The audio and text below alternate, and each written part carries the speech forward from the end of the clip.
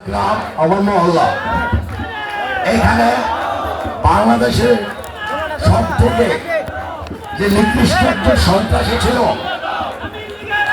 আমি তার নাম উদ্দেশ্য করে নাম বলতে চাই না, যে নাকি তার নিজের সন্তানের হাতে অস্ত্র তুলে দেয়, তাদের সেই ওসমান পরিবারের নাকি ভবিষ্যৎকান্তারী অয়ন এবং জেলা পরিষদের যে সাবেক চেয়ারম্যান তার ছেলে এসে এখানে আপনারা জানেন আমার বসার যে জায়গা ভাঙচুর করে এবং গুলি করে।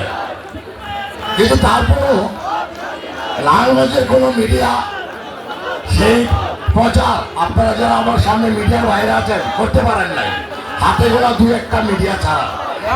সেই মিডিয়াও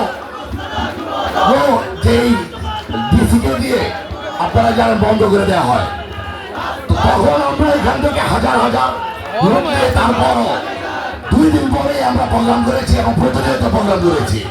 কিন্তু আজকে দল ক্ষমতা হওয়ার পর আমাদের নেতাকর্মীদের যে অবস্থা দেখতেছি, তাহলে সেন্ট্রাল নেতাদের কাছে আমরা কি চাইবো? আপনাদের জন্য অনবরত যে হতাশা দেখান, আপনাদের জন্য কি চাইবো আমরা?